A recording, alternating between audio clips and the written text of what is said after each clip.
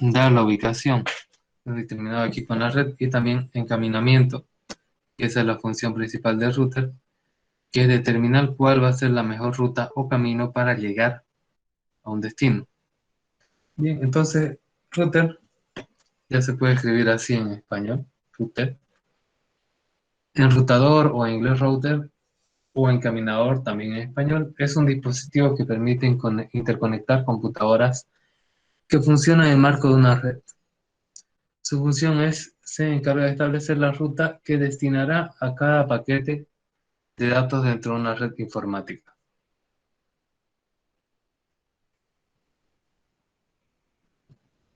Aquí tenemos nosotros dos computadoras.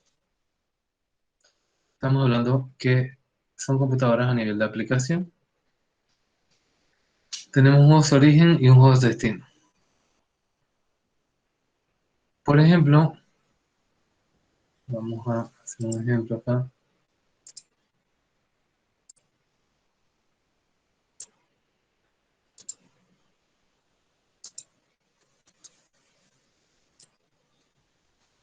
Me dice si se ve, por favor, la pizarra. Sí, se ve en general. Ya, vamos a capturar. Fíjense cuando nosotros hacemos una comunicación desde esta computadora a esta de aquí y pasa por router en la red, solamente se desencapsula hasta nivel de red. Estos datos de por aquí, estos datos de por aquí están encapsulados. Hay un encapsulamiento.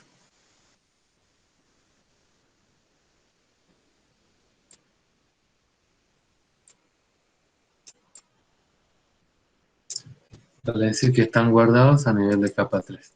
Ahora, en esta red, por ejemplo, si hubiera unos switches, aquí, por ejemplo, estarían a nivel de enlace. Significa que el switch encapsula más datos que el propio router.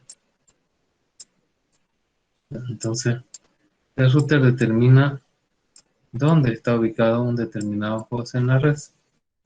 Lo hace a través de diferentes formas. Tiene una tabla de enrutamiento que relaciona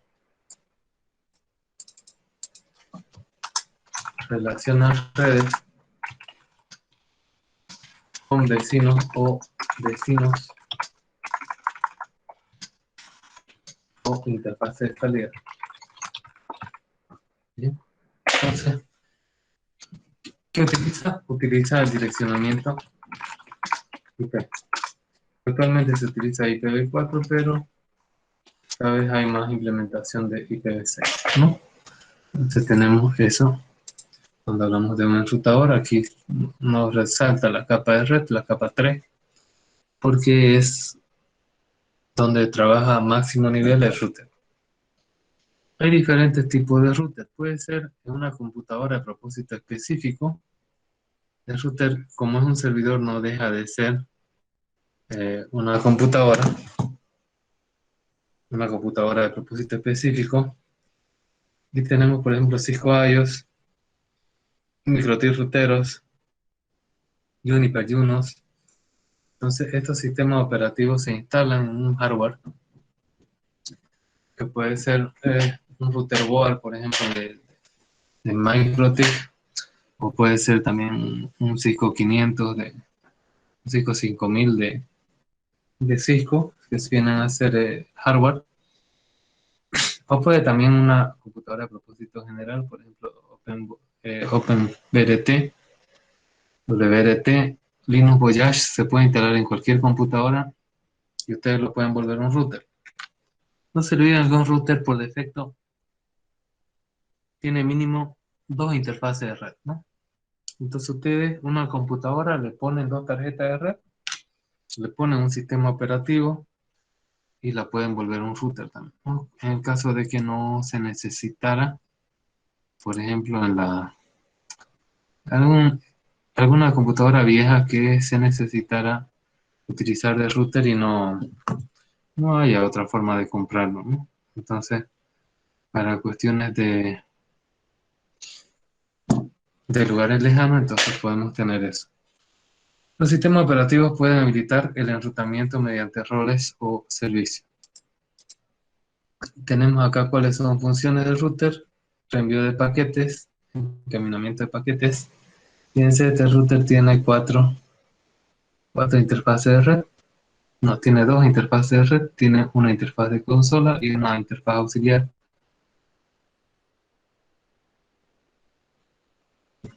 Esta interfaz de consola no siempre es de esta forma, a veces tiene forma de USB.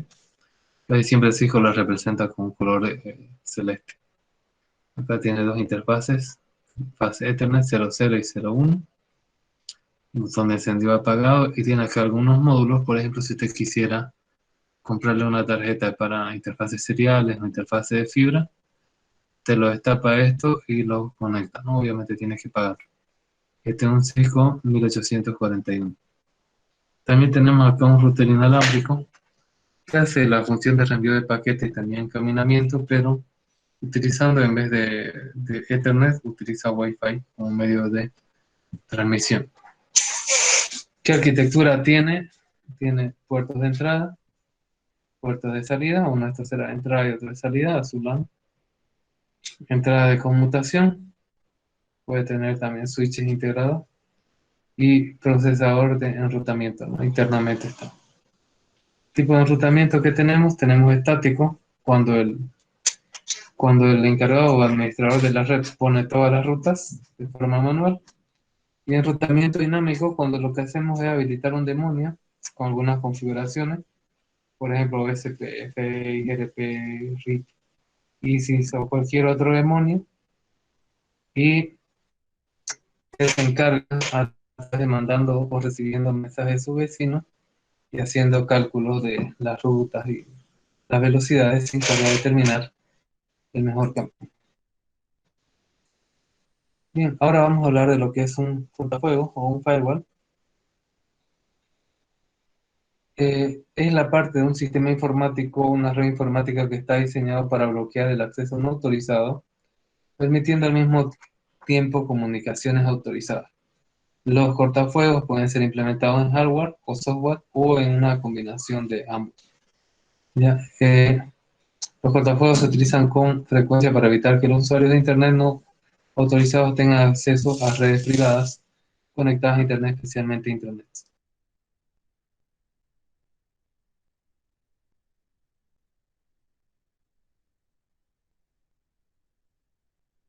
Bien, aquí les voy a dibujar.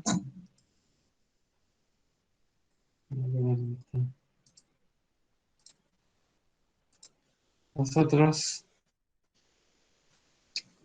tenemos lo siguiente. Tenemos una LAN.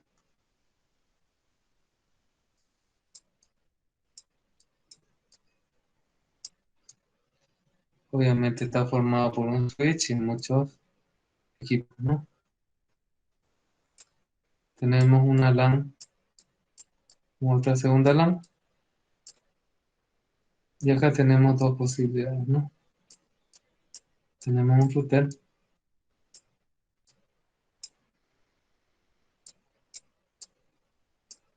y tenemos también un cortafuegos.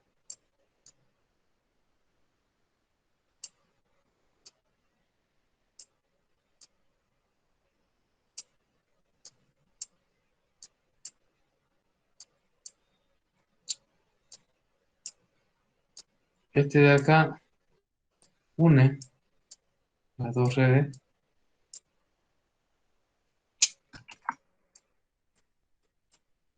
Este de acá, ¿qué es lo que hace? Como dice aquí.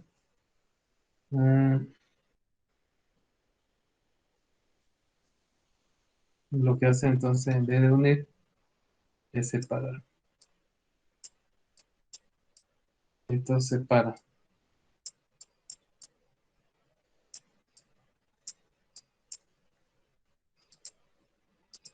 Bien.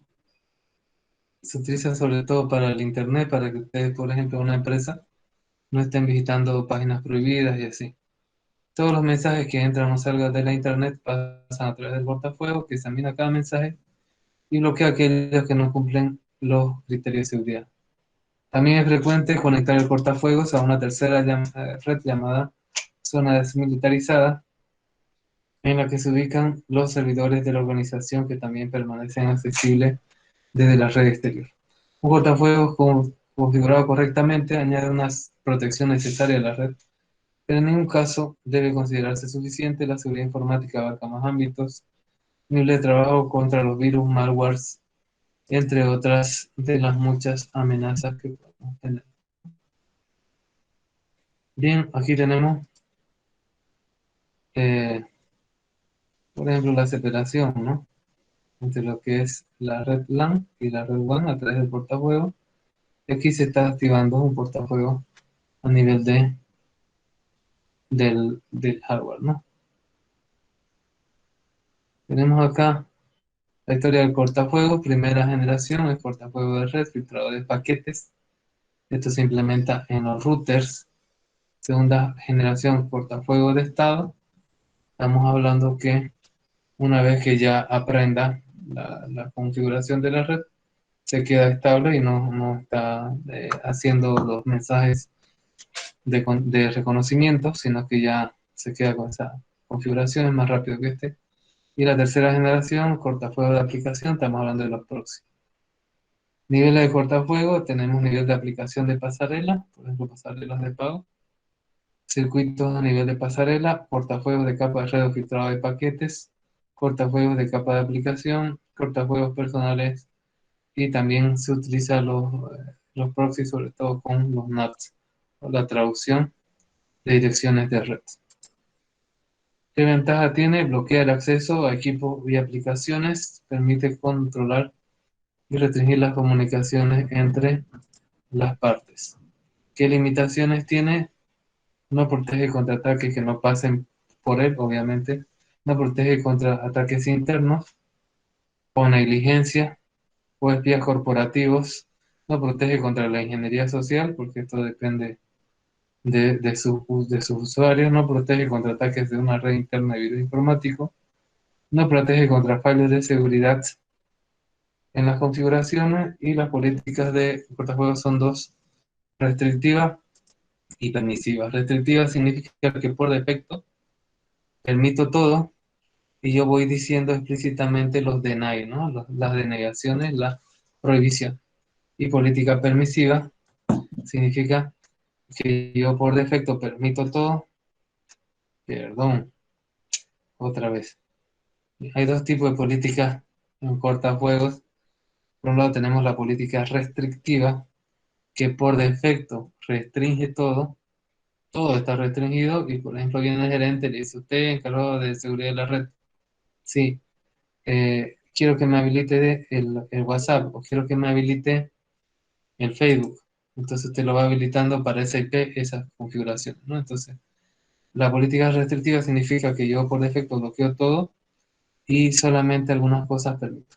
La política permisiva significa que por defecto bloqueo todo, perdón, por defecto permito todo y bloqueo solo lo que yo veo que, por ejemplo, hay un día que la red se pone lenta, hay otro día que se infecta de virus la máquina, entonces yo veo cuál es el origen y resulta que un usuario accedió a una determinada página web, ya sea pornográfica, de juegos o de descarga de archivos, entonces yo la bloqueo, ¿no?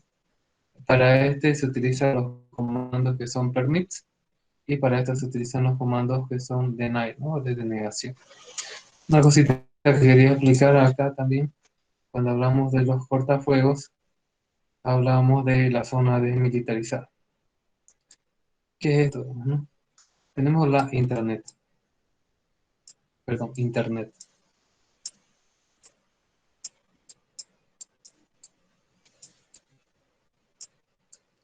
Tenemos acá internet.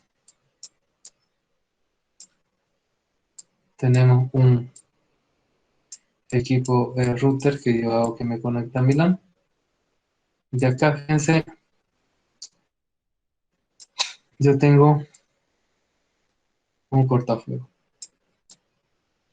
Este, por ejemplo, puede ser un proxy, porque en realidad un proxy es un cortafuego a nivel de aplicación. Tenemos ahí, y acá se arma una pequeña LAN. Y en esta pequeña LAN tengo, por ejemplo, 3 servidores.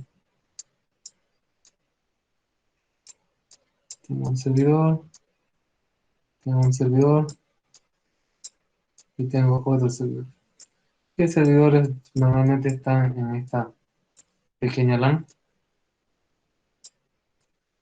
Y aquí va a haber un segundo cortafuegos, por si acaso.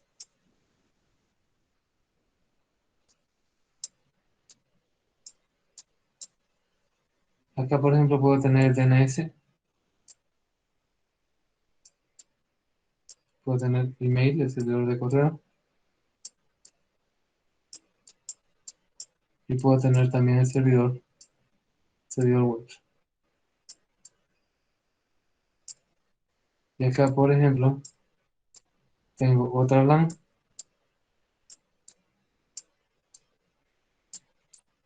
que está doblemente protegida. Si se fijan, este es el firewall 1 y esta acá viene a ser el firewall 2. ¿Sí? Bien.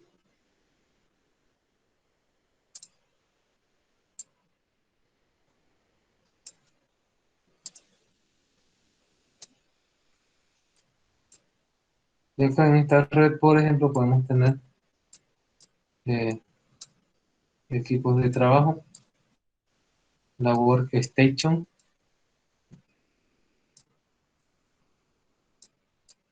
¿no? Estas son workstation, y podemos tener también otros servidores. Por ejemplo, uno que está aquí siempre va a ser base de datos.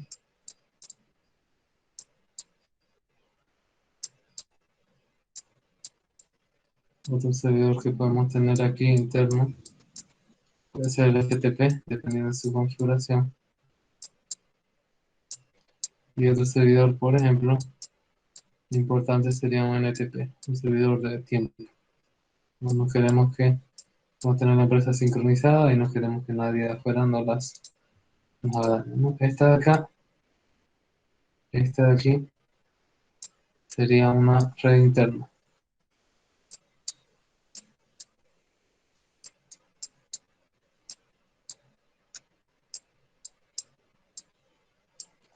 Está protegido por 2 cortafuegos. Y esta de acá es la zona desmilitarizada o DMZ. Está protegida solamente por un cortafuego que está entre la red externa, que es Internet, y la red interna que viene a ser mi red interna, ¿no? Mi LAN.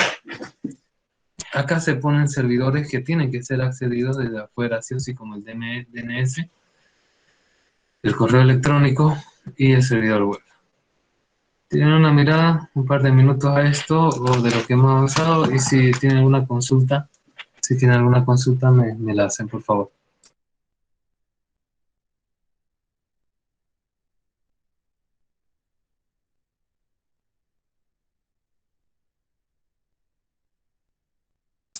Bien, continuamos. Tenemos acá el proxy, también se llama servidor proxy o servidor intermediario, le llaman. Es una red informática, es un servidor, programa o dispositivo que hace intermediario entre las peticiones de recursos que realiza un cliente a otro servidor. Aquí tenemos, por ejemplo, un servidor de internet y un cliente, ¿no?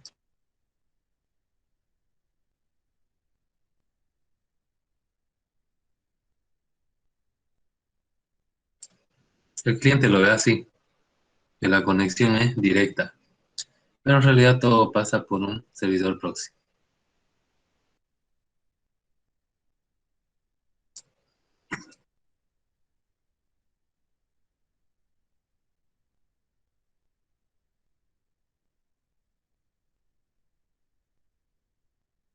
Entonces, un punto intermedio que tiene diferentes funcionalidades, como por ejemplo control de acceso, registro de tráfico, restricción a determinados tipos de tráfico, mejora de rendimiento, anonimato de comunicación y caché. Caché también tiene la red, ¿no? Dependiendo del contexto, la intermediación que realiza el proxy puede ser considerada por los usuarios o administradores de proveedores como legítima o directiva, ¿no? Puede ser utilizado si es que imagínense, le hackean su proxy, puede quedar como un hombre en el medio, ¿no? Un ataque hombre en el medio. Y su uso es frecuentemente discutido.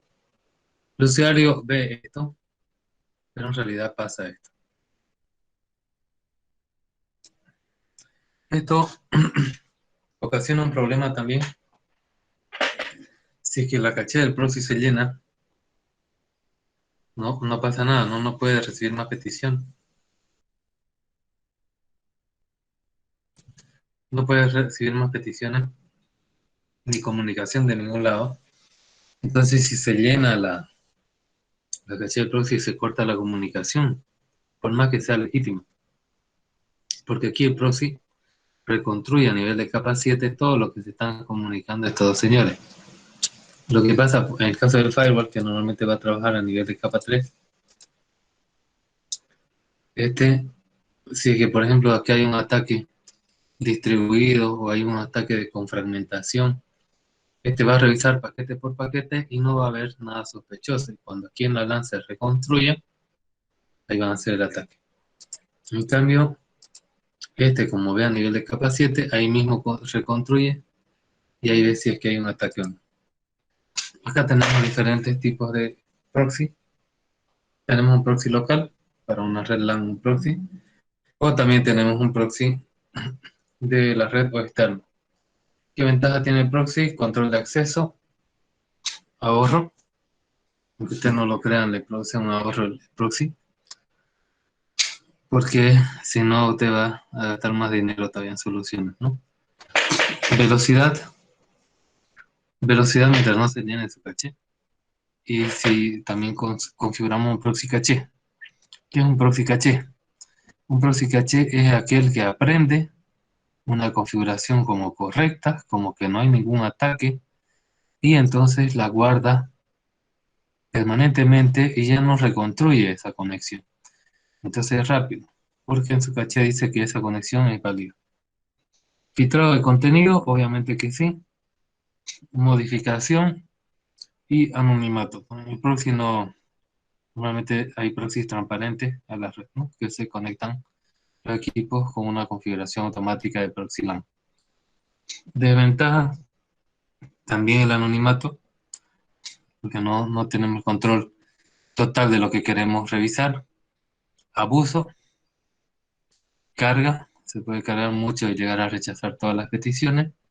Intromisión, incoherencia e irregularidad, ¿no? Puede reconstruir los paquetes de una forma incorrecta y dando lugar a incoherencias o irregularidades.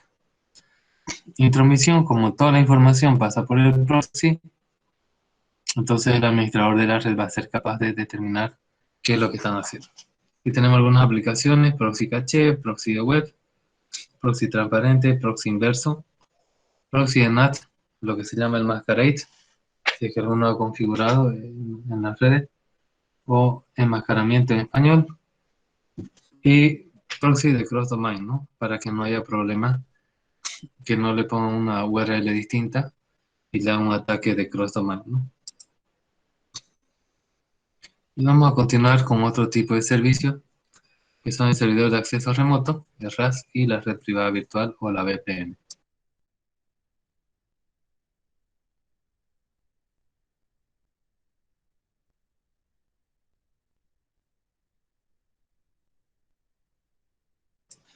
¿Qué es un servidor de acceso remoto?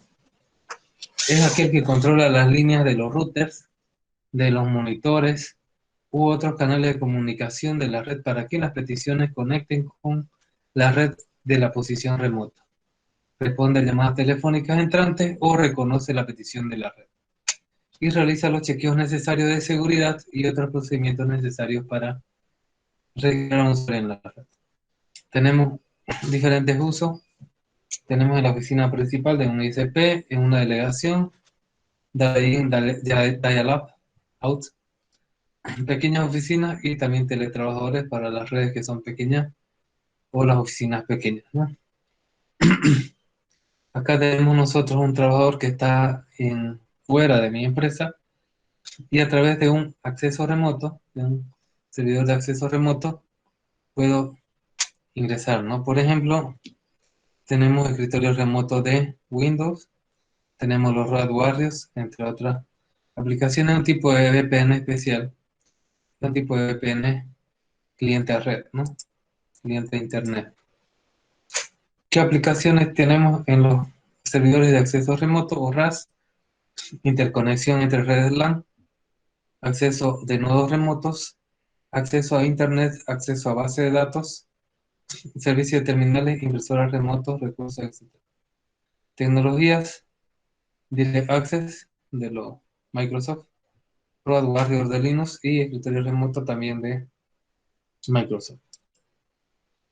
Y bien, otra forma de verlo, cuando estamos fuera de una empresa y queremos conectarnos, es con una red privada virtual o una VPN, ¿no?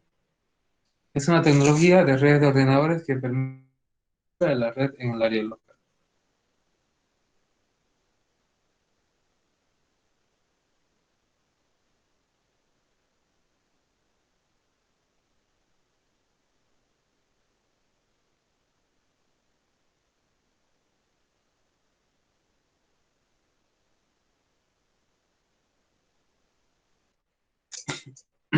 Por eso la VPN se pone, por ejemplo, en Fran Relay o se pone en un MPLS y entonces pues se cifra, ¿no? Esa información.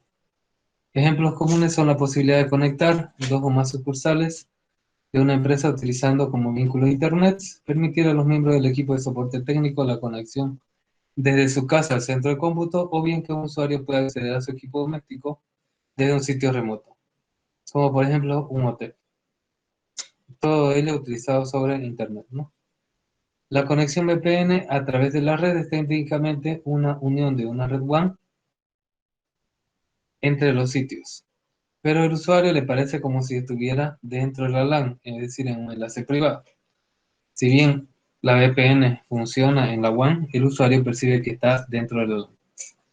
Y la asignación de red privada virtual, ¿no? Es como una red privada, que es una LAN, pero virtual, ¿no? No es de verdad.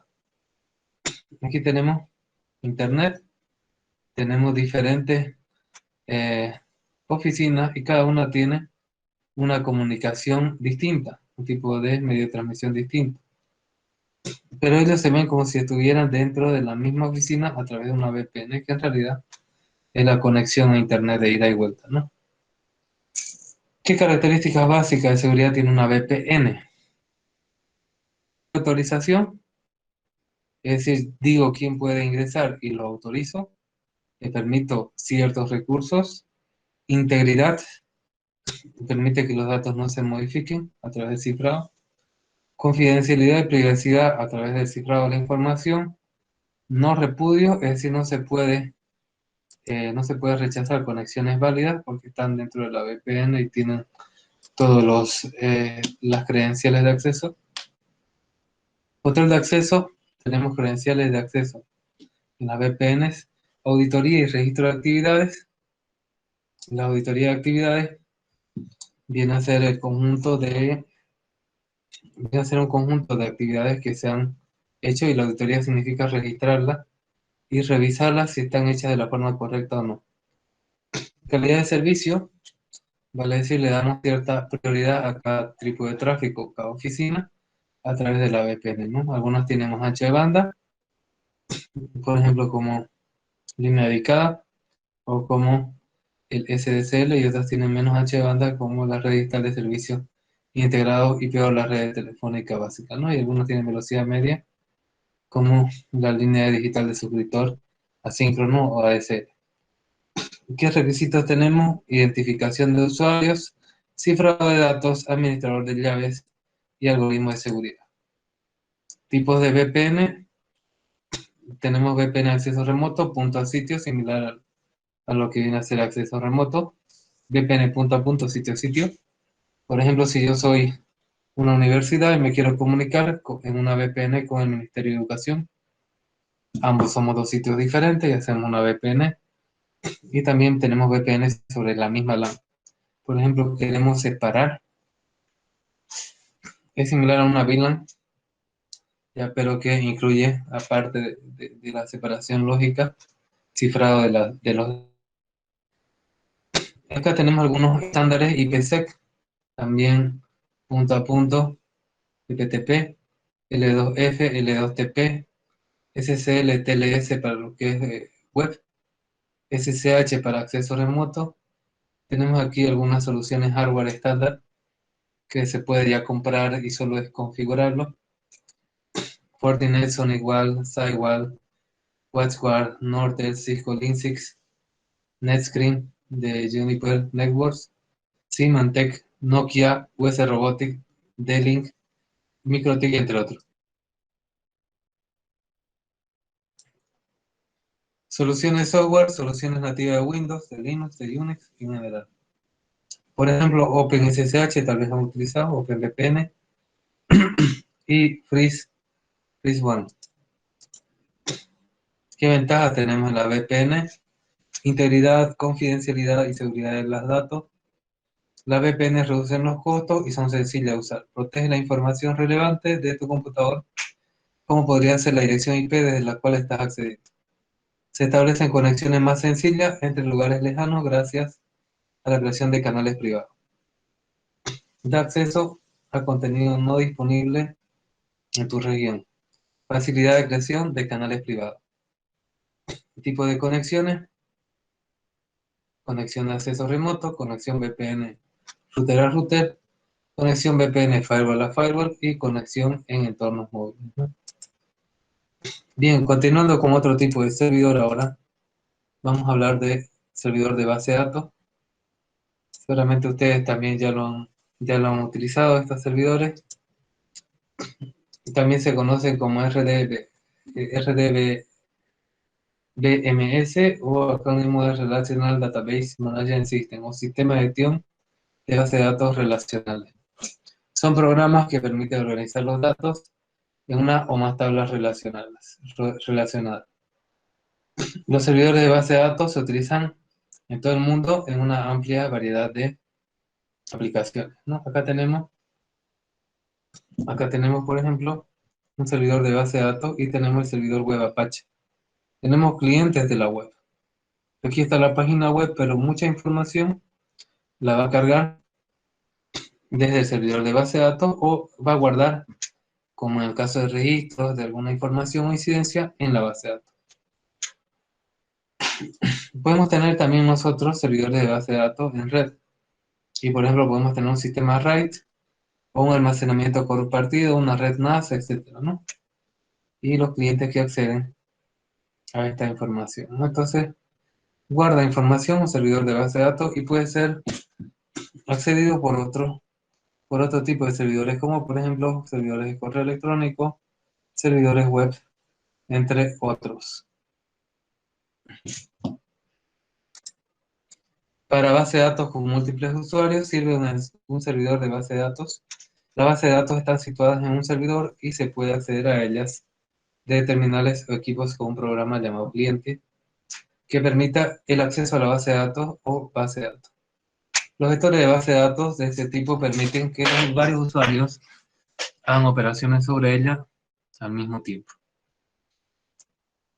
Uno puede acceder a una consulta al mismo tiempo que otro situado en lugares que están diferentes y están introduciendo datos a la base de datos de dos sitios, ¿no? Entonces, esto se puede hacer, pero también es peligroso.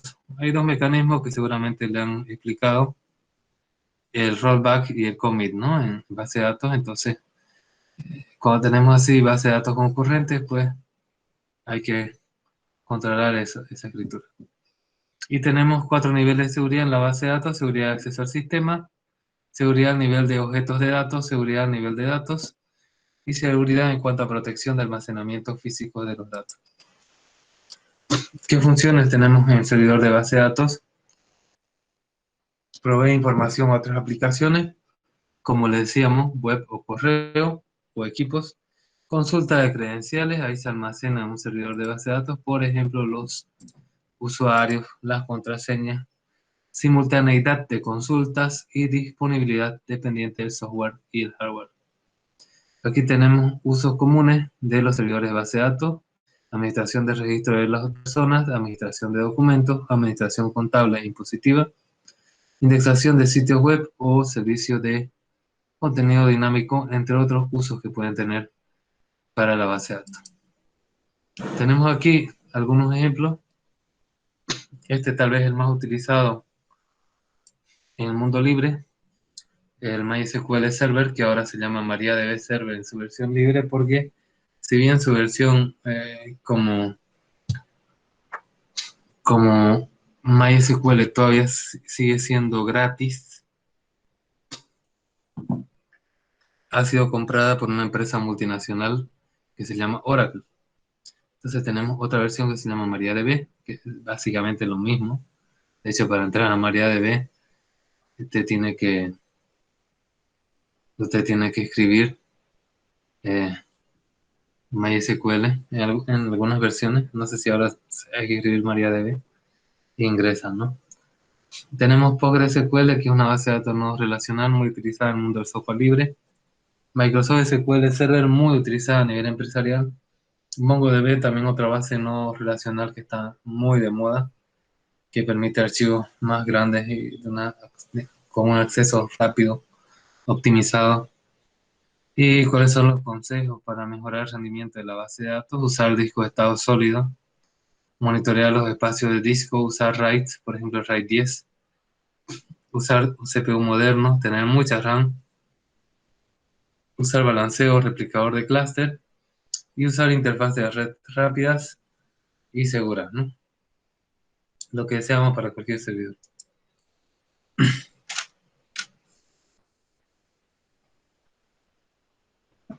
Bien, a continuación hablaremos del servidor de correo. Es una aplicación, un servidor de correo, viene a ser una aplicación de la red de computadora ubicada en un servidor de Internet. Para prestar servicio de correo electrónico, que también se llama correo o email, en inglés tal vez han escuchado ese término. De forma predeterminada, el protocolo estándar de transferencia entre correos es el protocolo simple de transferencia de correo o simple Mail Transfer Protocol o SMTP, que está definido en RFC 2825 y trabaja en el puerto 25. Y es un estándar oficial de la Internet. Hay un agente de transferencia de correo, un MTA, tiene varias formas de comunicarse con otros servidores de correo electrónico haciendo uso de SMTP. Recibe mensajes desde otro MTA que actúa como servidor de otros servidores. Envía mensajes hacia otro MTA que actúa como cliente de otros servidores y actúa como un intermediario entre un agente de submisión de correo y un MTA, ¿no? Acá tenemos nosotros los MTA que se comunican sobre todo desde el inicio con STP, SMTP, y finalmente tenemos que finalmente llega al usuario a través de POP o IMAP, ¿no? Deben ser los elementos de transferencia, los MTA. Algunas soluciones que incluyen MTA son SendMail, QMail, POPFix, Exim, Daemon, Mercury My Transfer Security, Lotus Notes, Microsoft Exchange Server, Gmail y Hotmail, ¿no? Estamos hablando de esta parte. También existen servidores de webmail que son un servidor especial. Es aquel que se accede vía web utilizando HTTP. En realidad no es un servidor, sino un cliente que corre en un servidor que está en la web, ¿no? Aquí tenemos nosotros el intercambio de correo electrónico. Esto es algo básico. Primero el usuario crea un correo electrónico, un archivo que cumple los estándares de correo electrónico. Usará para ello una aplicación ad hoc, puede ser cualquiera, como por ejemplo Outlook, o puede ser Thunderbird, entre otras aplicaciones. El archivo creado es enviado a un almacén administrado por un servidor de correo local, el usuario remitente del correo, donde se genera una solicitud de envío. El servidor MTA local al usuario inicial recupera este archivo e inicia la negociación con el servidor del destinatario para enviar el mismo. El servidor del destinatario corrobora la operación y recibe el mensaje de correo depositándolo en el buzón, que viene a ser un repositorio del cliente, correspondiente al usuario receptor del correo. El buzón no es otra cosa que un registro en una base de datos. Finalmente, el software cliente, otro software ad hoc, es decir, que se puede conectar a un servidor de correo, como puede ser Outlook, como puede ser Thunderbird. Recupera este archivo o correo desde el servidor de almacenamiento Se hace una copia en el programa cliente de correo electrónico que está ubicada en la computadora y ya el usuario puede leer su correo.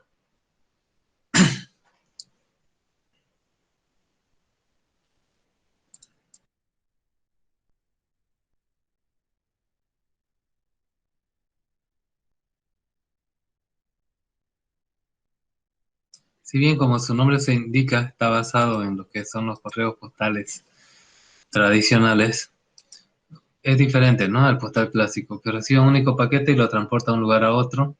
El servidor de correo electrónico copia varias veces la información que corresponde al correo electrónico. Por ejemplo, cuando usted se compra una tablet de Estados Unidos y pasa por todos los países de Latinoamérica, en cada uno de los lugares no se queda una tablet nueva, ¿no? Directamente la transportan hasta que llega a Bolivia. En cambio, un servidor de correo electrónico se hacen copias, las cuales deberían borrarse, pero a veces no lo hacen y es problema de seguridad. Este proceso, que en la vida real ocurre de manera muy rápida, involucra muchos protocolos, por ejemplo, para saber que yo soy @uajrm.edu.bo, necesito un DNS con un tipo de entrada que se llama MX para correo electrónico. El DNS tiene entrada AAA, CMAIN, y para correo electrónico tiene una entrada MX. Una vez ubicada para obtener los mensajes del servidor receptor de correo, los usuarios se sirven de clientes como por ejemplo Post Office Protocol o POP3 o IMAP, ¿no? Internet Message Access Protocol, para recuperar los mensajes de correo electrónico del servidor y almacenarlos en sus computadoras locales. Ahora, ¿el correo electrónico es seguro o es inseguro? Existe una copia del servidor de envío y otra en el de recepción. Se puede definir diferentes políticas de funcionamiento. Recibir correos de acuerdo a algún parámetro, no destruir copias de los correos, por ejemplo, transferirlos satisfactoriamente, copiar los correos a algún otro registro o archivo. Muchas veces se llenan o desde el servidor los borran los archivos. Eh, Usted puede tener muy mala suerte. Por ejemplo, usted sale de vacaciones y justo ese día le dicen, vamos a borrar los correos. Bueno, al día siguiente le dicen a toda la empresa, vamos a borrar los correos de más de 2 años.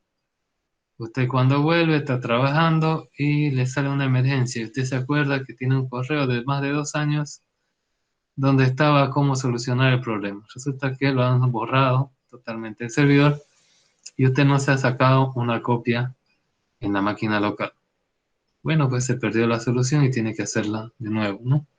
Entonces, por eso les recomiendo acá recibir correo de algún parámetro, por ejemplo, si les llegan así de los millonarios que están en África, ¿no?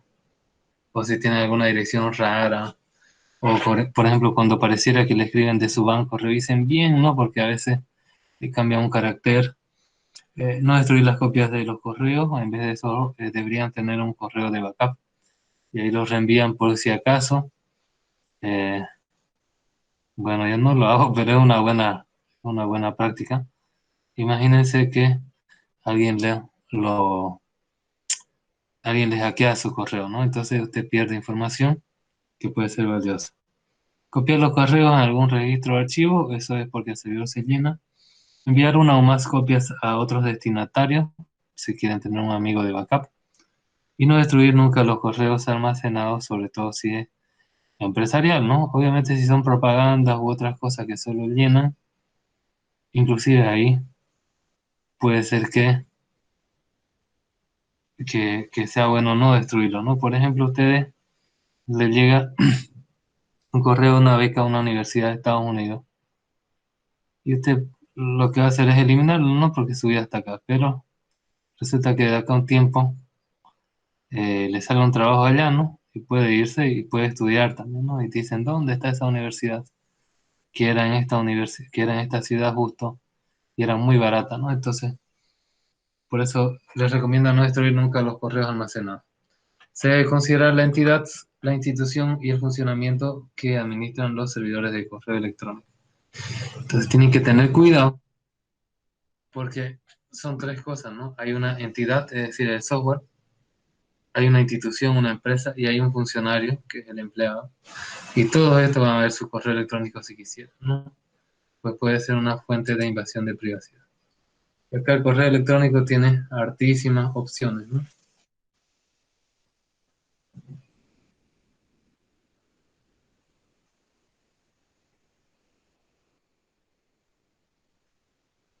Acá tenemos línea de software MTA, es decir, los que se conectan con el servidor.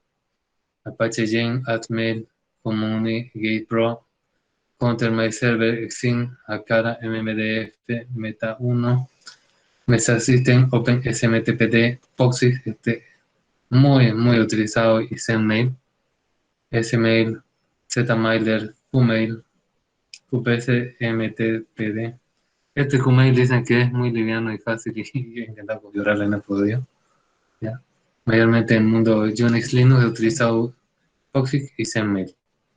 Y bueno, en sistema operativo Windows hay Oxygen, Evo Mail Server, que esto es muy caro, IBM Dominio, Kerio-Connex, MDaemon, Mail Microsoft Exchange Server, el Estrella, más utilizado Novel Group Wise, Smarter Tools, SourceMail, HMail Server. Y aplicaciones de correo electrónico de usuario, es decir, clientes, tenemos Lotus Note de IBM, Microsoft Outlook, que ustedes lo utilizan si es que tienen algún correo Hotmail todavía, Mozilla Thunderbird, que es para clientes Linux sobre todo, Outlook Express de Microsoft, que se puede conectar vía página web, Windows Mail Desktop de Microsoft y Gmail, ¿no? De Google. Seguro han utilizado por lo menos dos o uno de cada uno de estos, ¿no? Bien, continuando ahora con otro tipo de servidores que nos encontramos, que vamos a repasar, son los servidores de telefonía IP. Bien, la telefonía IP es aquella que en una red convergente de voz se va a conectar sobre Internet, ¿no? Para tanto el usuario que crea la llamada como para el que recibe. Un servidor de telefonía realiza funciones relacionadas con telefonía, como el contestador automático, realizando las funciones de un sistema interactivo para la respuesta de la voz, almacenando los mensajes de voz, encaminando llamadas y controlando también la red o el Internet, por ejemplo, la entrada excesiva de voz sobre Internet.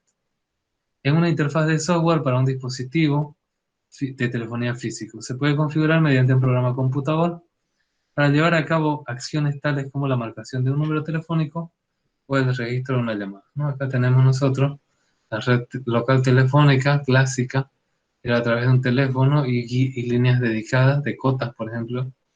En cambio, la red mundial de Internet te permite una PC, conectar un teléfono, una PC, inclusive puedes utilizar un software que se llama Softphone y ahí conectarte a otro receptor, ¿no? Aquí tenemos un equipo que se llama TAPI, que es una aplicación que se conecta, el servidor TAPI para hacer telefonía. No lo voy a aplicar mucho, pero bueno, es de la empresa CodeConnect, que tiene su producto estrella GoToMeeting. Y bueno, tiene también sus servidores y sus aplicaciones. Se llama TAPI, el servidor.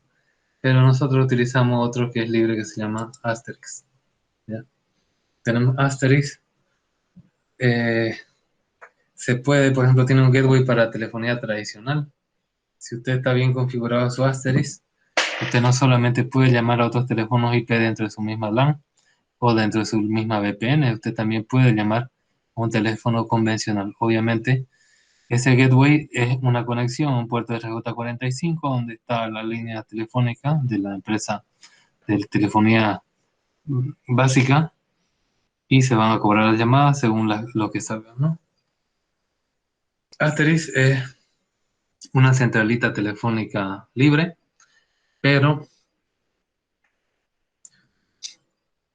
por ejemplo, las empresas que cobran en los pueblos lejanos pueden montar un Asterix y cobrar a las diferentes personas, ¿no? Instalándole terminales conectados a la centralita Asterix.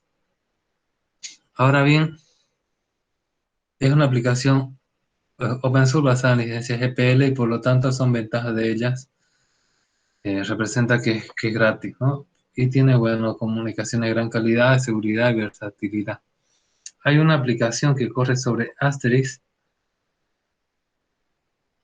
que se llama Elastix. Y Elastix, el problema que tiene es que ya no es gratis, ¿no? Lo bueno que tenía es que era gráfico. Estos Asterix, cuando ustedes configuren, va a ser todo vía comando, ¿no? Bien, para continuar, vamos a hablar de los servidores de reserva y backup, ¿no?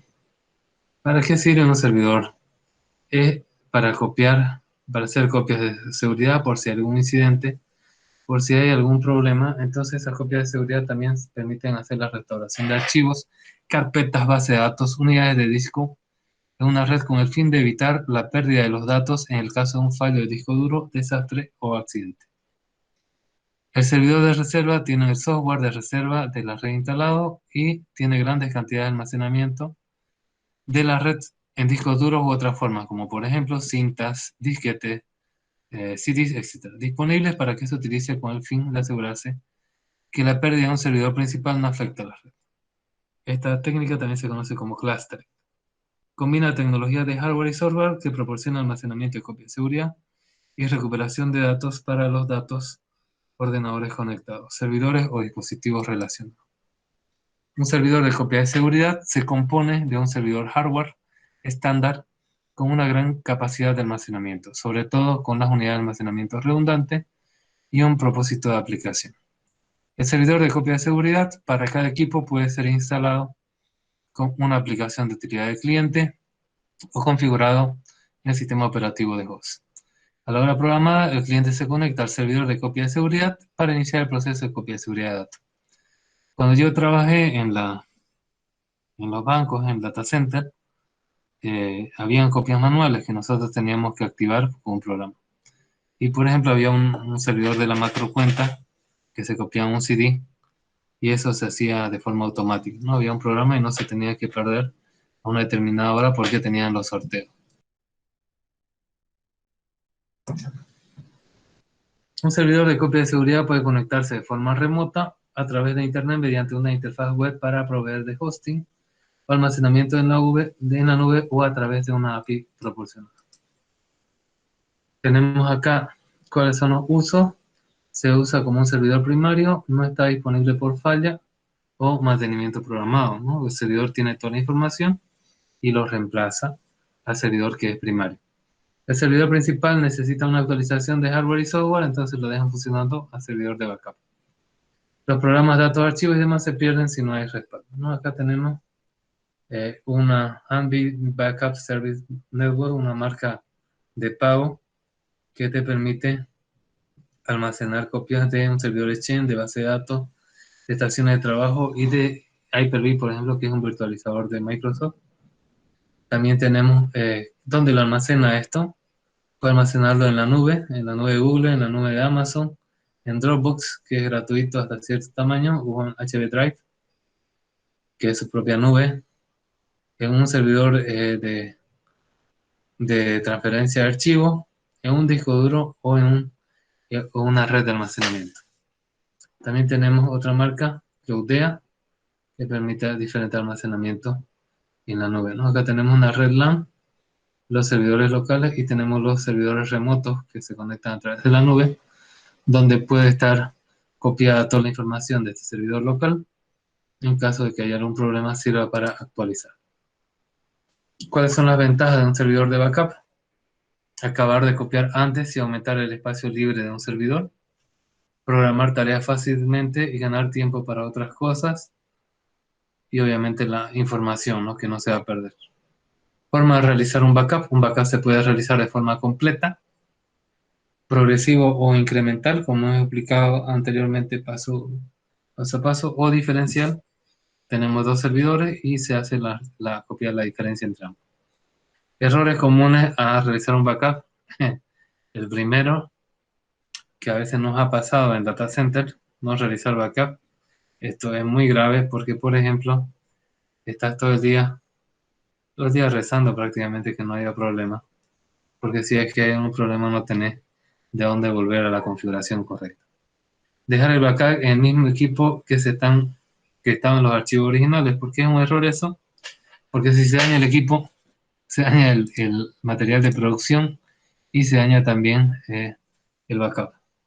No validar la integridad del backup, es decir, suponer que está bien sin hacer ninguna prueba. Muchas veces se hace por falta de tiempo y a veces el backup está corrupto. No ejecutar el backup periódicamente. Entonces, si tenés un backup demasiado viejo, tu información ha cambiado mucho y no controlar los archivos del backup, ¿no? Ese es otro error. Acá tenemos algunos medios. Disco duro, ¿qué año se crearon? En 1956, vida útil de 5 a 10 años. Tenemos una capacidad de gigas hasta teras. Los disquetes, que se crearon mucho después de 1971, vida útil de 3 a 5 meses, yo diría, según lo que he utilizado. Pero que hay 100 años.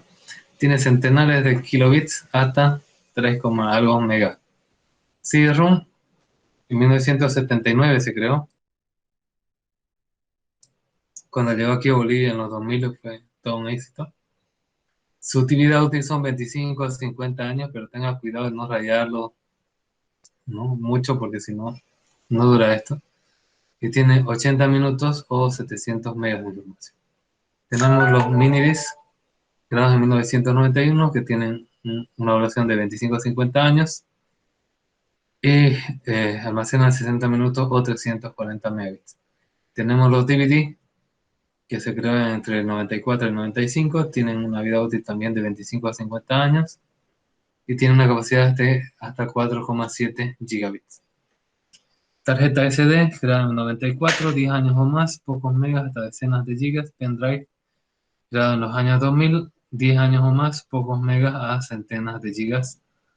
Me acuerdo que cuando yo me compré el primer pendrive, o sea, el primer USB o memoria flash, como quieran llamarle a este aparato, era el 2005 y un flash de 1 giga valía $100, ¿no?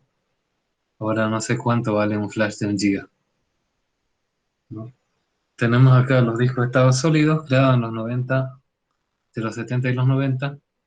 Se ha ido perfeccionando, tiene 10 o más años de vida útil y de gigas hasta teras, ¿no? De capacidad. Algunas aplicaciones que tenemos: Duplicati, Uranium Backup Free, Assist Todo Backup, Gen Timeline Free, Backup PC, Hyperibus Backup, BIM, World Backup, Bacula, Ambanda Network Backup, Acronis True Image, AOM Backup Standard, Coven Backup, Paramount Backup and Recovery, Macrium Reflex, BBC Backup, BB Scoop 2 y Racing y Divisibility, como hemos visto anteriormente, ¿no? Bien, tocan más servidores. Vamos a hablar de servidores de autenticación, pero eso lo vamos a hacer la siguiente clase. Pero antes vamos a ver, quiero que vayan haciendo, como ya tienen grupo, van a hacer unas tareas en grupo. Y por ejemplo, después de que yo acabe la teoría, voy a hacer algo, o les voy a mostrar los videos de algunos servidores. Lo voy a pasar ahorita. Si quieren saber que lea una captura de pantalla también. Más o menos de acá a 2 semanas se va a presentar esto. Se lo voy a pasar por WhatsApp a la compañera encargada.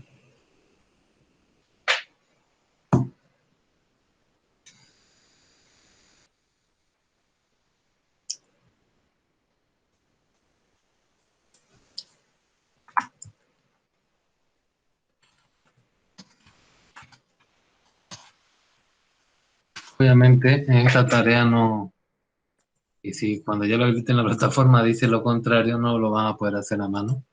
Entonces esto es con capturas de pantalla y descripción, no se puede hacer de otra forma, tanto en los servidores básicos como en los servidores avanzados. Ustedes van a hacer lo que están en rojo, ya en grupo, y obviamente cada uno del grupo tiene que subirlo a su espacio en la plataforma, porque yo reviso uno por uno. Y lo mismo acá, hacer los que están Entró. Entonces, eso le encargo, van haciendo, ya. Seguramente le han sacado captura de pantalla. Un par de minutos si tuvieran alguna consulta, por favor.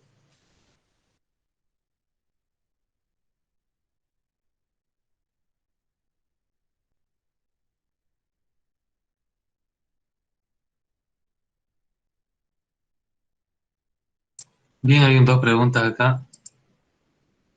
Dice uno, haremos ejercicio práctico los servidores que están con color rojo. O sea, tienen que hacer los servidores que están rojos, tanto los básicos como los avanzados. Por ejemplo, ustedes tienen que inventarse un caso de estudio, ¿no? Una empresa cualquiera, donde los dominios, los usuarios, sean ustedes, pues, ¿no? Sus apellidos, sus nombres. Entonces tienen que hacer estos rojos. Ustedes se inventan así una empresa, no sé, de tecnología, de un banco, una petrolera, lo que sea. Y van armando su infraestructura con esos servidores. Más o menos va a ser presentado de aquí a un par de semanas. ¿Cada integrante del grupo subirá el mismo archivo? Sí, sí, cada integrante, a no ser que lo voten ustedes por flojo, entonces ya no sube nada, ¿no? Bien, ¿alguna otra consulta?